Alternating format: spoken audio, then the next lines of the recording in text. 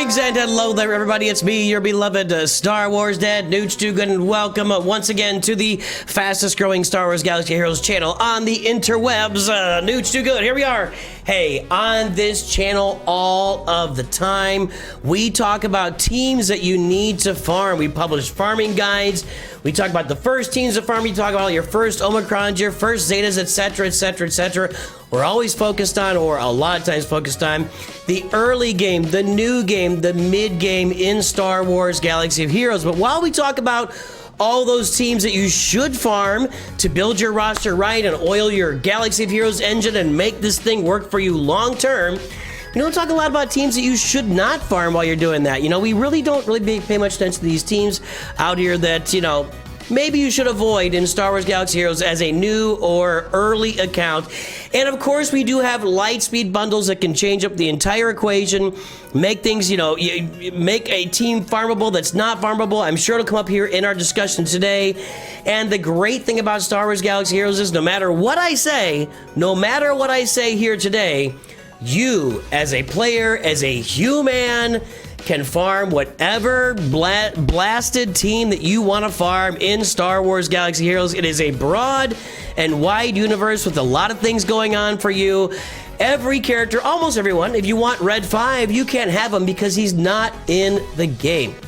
Other than that, you can pretty much find everybody you want to find out there, any version of any character, etc., etc., etc. So, without any further ado, let's talk about it. Let's talk about the 10 teams that new accounts, early accounts, I think in a lot of cases even mid-game accounts should not be farming in Star Wars Galaxy of Heroes. And hey, why not start this by coming in hot?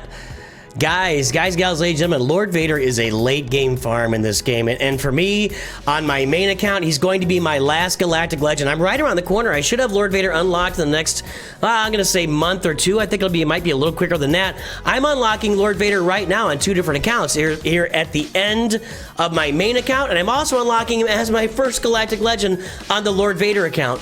But I only did that because you voted for it. I do not believe Lord Vader should be farmed in this game until the late game, and let's talk about why. Oh, and by the way, I know, a lot of you guys bought the Lord Vader light side bundle, and you bought the Tusken bundle at some point, and maybe the Jawa bundle, and you also, that's for Jabba the Hutt, and you bought the Tusken bundle, maybe not. You also bought the Bad Batch bundle. You have bought bundles for a lot of the characters. Chewbacca bundle, I think, had some bounty hunters in there. You bought bundles that contain a lot of the characters here that are needed for Lord Vader, and you want to farm Lord Vader as your first character. You've invested in the clones. Congratulations to you for spending a bunch of money. Nothing wrong with that. I have no judgment at all. I still don't think he is the best bet for early. I just think he's a late game farm. Maybe even like getting to the end game type of farm. Reason being that he is still, if you throw the clones in there,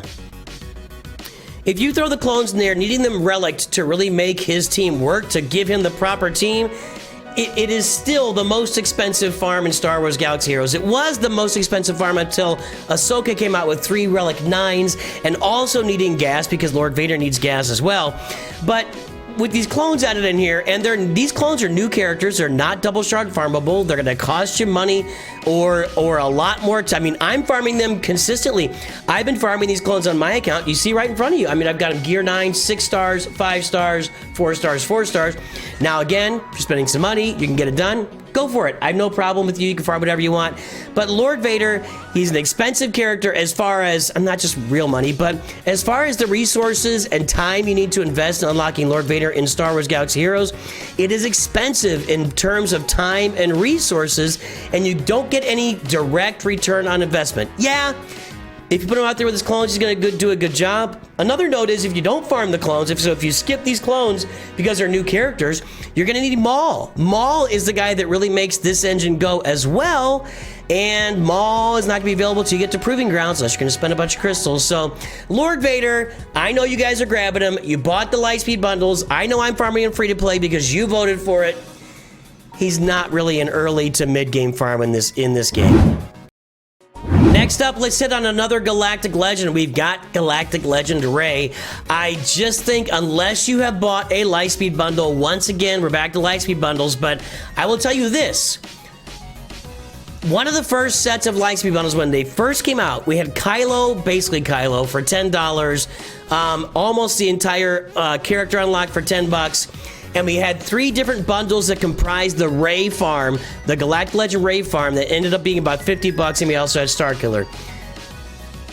Everybody bought the Rey bundles when they came out. Everybody. And do you want to know why they bought those bundles when they first came out? October 2023? Because nobody was farming Rey, and I mean nobody. If you did not unlock Rey when she first came out, if you were not playing the game at the time or close to within that range, before we got more Galactic Legends like Jedi Master Luke and Sith Eternal, and then Jedi Master Kenobi and Lord Vader, if you started the game after Galactic Legend Rey's time, there's just not a lot of value to this farm. It is all resistance. Just banged on my mic there. It's all resistance except for you have to farm the Houndstooth to unlock the Raddus. Houndstooth also is required for Finalizer, also required for Executor, and it's the best tanky ship in the game. That's the only overlap in this count. I guess Jedi Training Rey is also required for Jedi Master Luke. Outside, but you can get her unlocked with like gear 8 characters gear. It's really not hard to get her unlocked. So, when you look at characters like this, when they don't overlap with any other farms, the entire Resistance Squadron does not overlap anywhere else, the farm for Raddus does not overlap anywhere else, and there's no direct return, like there's no event out there that Rey plays and gets your rewards for, and not to mention, the best Rey team right now has your boy, let me see if I can get him here, your boy Ben Solo's in it, right? Just try it. Thought I... Squeeze! Squeeze! Alright, forget it. I only go up to his armpit. Alright, so I'm sorry. I don't know. I'm an old guy, you know. They used to tell me I was a spaz, but now they call it ADD and they treat you a little better than that. Anyway, what's going on? What's happening? Alright. Ben Solo is needed for the ideal Rey team. Now, granted, you unlock Rey down in like Carbonite Grand Arena. You put her out there without Ben Solo, people are going to struggle, right? But Ben Solo really makes this team go really well. And then Ezra Exile elevates it another step along the way. Well, Ben Solo and Ezra Exile are Proving Grounds characters. We'll talk a little bit about that in a minute, like heavily in a minute. But to get these Proving Grounds characters, you got to hit 4 million galactic power. Then you can be farming them for anywhere from 9 to 18 months, depending on if you buy the Conquest Pass and get to do it twice a month or just once a month. Regardless, Galactic Legend Rey, not a lot of overlap, no direct return on investment. Unless you buy a Lightspeed bundle or Lightspeed bundles, Rey is not a farm for this early or new early mid-game rosters. Now let's turn our attention to a fleet, and I do see people do this from time to time. The Profundity. They'll farm the Profundity as their first big galactic ship. Obviously, we've got galactic ship. We don't have Galactic Legend ship. Their first big capital ship is what I meant to say. We've got the Executor, we got the Profundity, we got the Leviathan, and maybe another one pending. We're kind of all hoping we'll get another one soon, but boy, Capital Games does not like ships. I guarantee it. Anyway, there's this thing about farming the Profundity as an early game farm that really just doesn't make any sense to me. It's comprised of a lot of Rogue One and Rebel ships. Congratulations. You gotta take Amaras to Relic 9, which for the Executor farm, you just get Piet to Relic 8 is the most expensive, and Boba Fett at Relic 8. As far as expense-wise, it's pretty similar. You know, Profundity and Executor are pretty similar. Right now, the Profundity is kind of like in the background of those 3 ships because Punishing One came out and made it like defunct, although it can counter the Leviathan from time to time, but none of that is my big beef with Profundity. My big beef with Profundity is this ship right here, Han's Millennium Falcon. In order to unlock the Millennium Falcon at 7 stars, you need to farm up your bounty hunters to 7 stars. You know what else you can do by farming up your bounty hunters to 7 stars? You can farm the Executor right here. Bounty hunters are required at 7 stars for the Executor.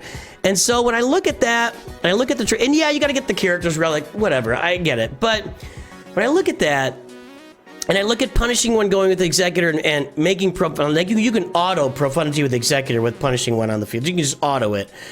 when I look at that, I look at all those factors. I also look at the fact that Executor overlaps with Sith Eternal Emperor, Executor overlaps with Millennium Falcon, Executor overlaps with the Finalizer for Supreme Leader Kylo Ren.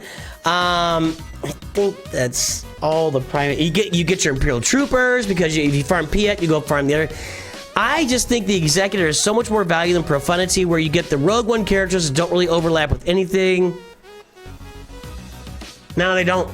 They don't. You do have to get like Dash Rendar, who's required for Starkiller, and Mon Mothma, who's required for Jedi Master League. But it's just not a lot going on here. And again, my major beef, my major point, to get Han's Millennium Falcon, you have to go and get the same ships that are required to get the Executor unlocked.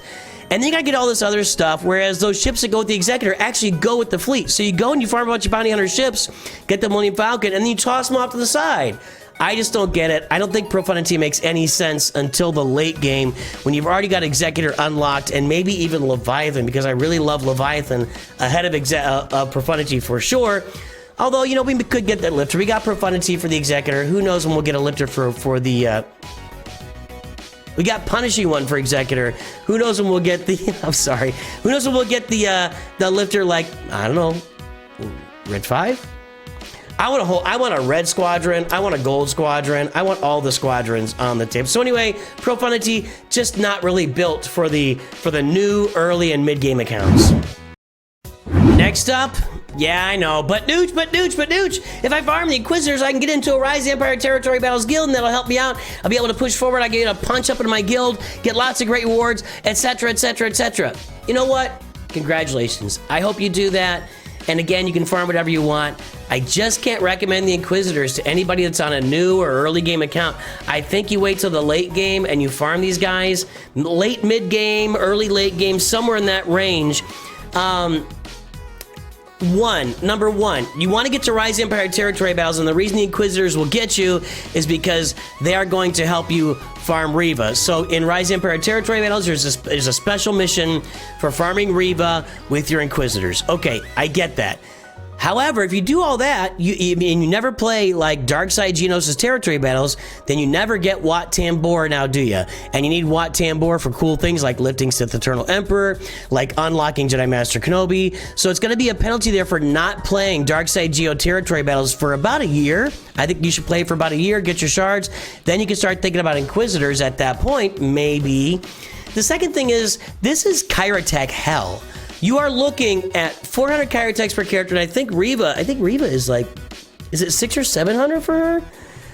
I can't remember. People keep telling me and I keep forgetting, but she needs a lot of Kairatech, but that'll be down the road. I mean, honestly, I can't include Reva as part of this team, and I didn't on the screen, because that's down the road for you a ways, but you got to get 400 Kairatechs for every single one of these characters. The event is an absolute monster. It truly is. It's a very difficult event. And this team is fair to middling, like without Reva in it.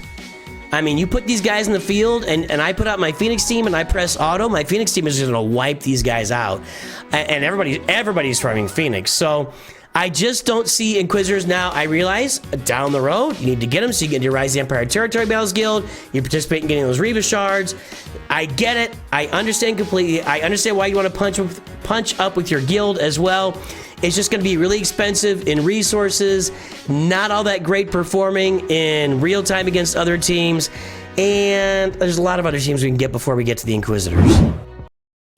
Next, I want to address 3 different teams that are all impacted by Proving Grounds. We won't spend a ton of time on this, but whenever your team requires a character from Proving Grounds, formerly known as Conquest, like they go into Conquest, they come out of Conquest, a year later, they're in Proving Grounds. Got it? Get it? Good. So Commander Ahsoka is absolutely necessary for Jedi Master Kenobi to be any good at all.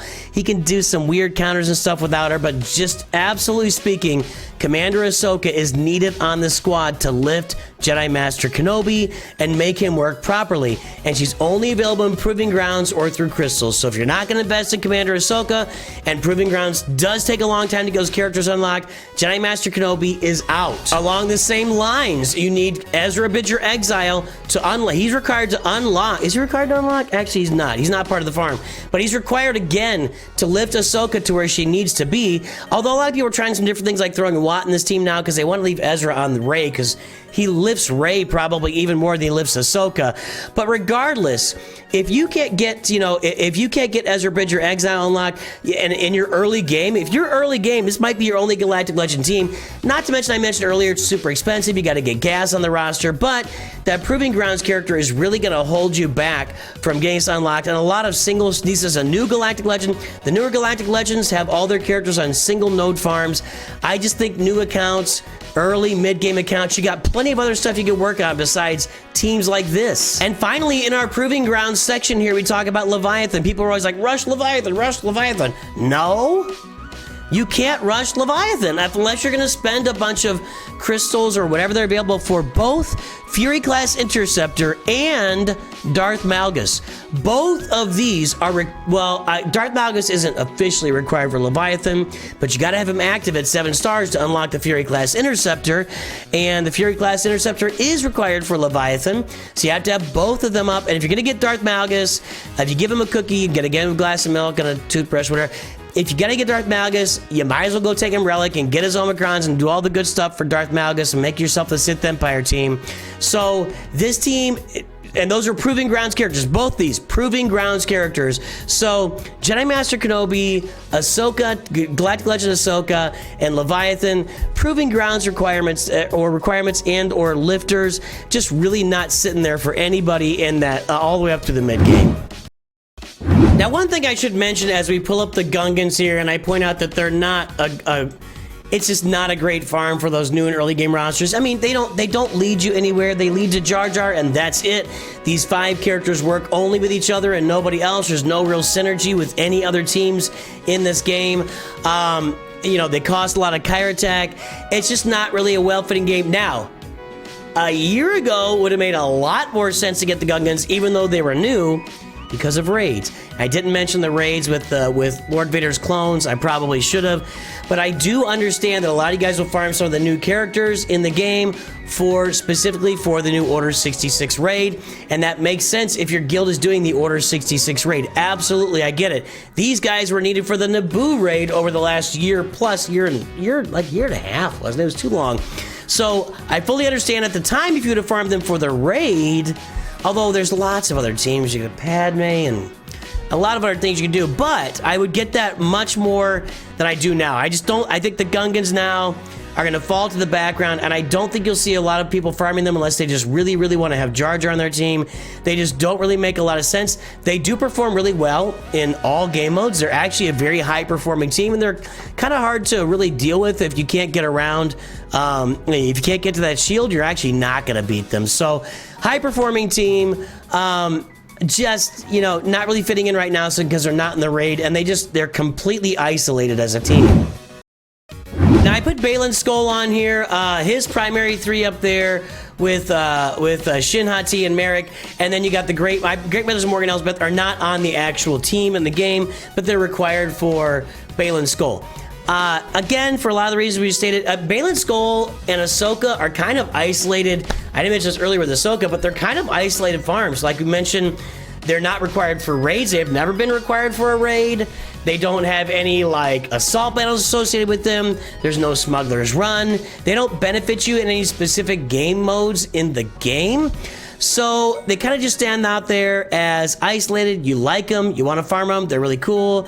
They are performing, both these teams, the Great Mother's Night Sister team and the Baylan Skoll Mercenary team, are solid performers in multiple game modes in this game. They could do a lot of good things for you. However, it's not a cheap farm, especially Grand Arena, but it's not a cheap farm, and there are, I can't recommend these guys. They're all still single shard farmable. I think maybe Morgan Elsbeth is now double shard farmable. Yeah, they just changed her to double shard farmable. So over the course of the next like 4 months-ish, these guys will all be double shard farmable. I get it. It's just that they don't lead anywhere. They're not required for Ahsoka, and there's just no immediate return on investment for them. I never noticed she had a braid. Did you guys notice that? I never noticed that she had a braid. I didn't notice it in the show. I didn't notice that anywhere. Welcome aboard, Shinati. Please... well, feel free to stab me, because we know that I'll live if you stab me with your lightsaber. Anywho, I can't recommend Baylan Skoll. They're newer, don't lead anywhere, just not a lot of overlap with a lot of other farms in Galaxy of Heroes. And now on to another isolated farm that you'll notice. I bought a bundle for Dr. Aphra a while ago to have on my roster. The Zetas you see there were included in the bundle for these characters. Again, just a very isolated farm, although now Hondo's going to overlap with Pirates. Sana Staros has some usefulness when you plug her into certain teams, certain like rebel teams and scoundrel teams and etc. Dr. Aphra seems to get like, her datacron rolls around about every 18 months or so and makes her really awesome. Outside of that, she's just kind of a plug-and-play team, very isolated, not a lot of rollover. It makes no sense. It makes maybe you're a big fan of Dr. Aphra from the comics, congratulations, but she just makes zero sense for anybody other than late game team character or late game rosters to farm. As you can see, I'm getting by without having her on the roster. It would have been nice because there was a really nice focused datacron for her, but yeah, Dr. Aphra really not worth farming until you get to the late game, at least maybe even crossing over to end game. Now, Katan Mand'alor, much like the Inquisitors, has a Rise of the Territory battles. That would be dangerous.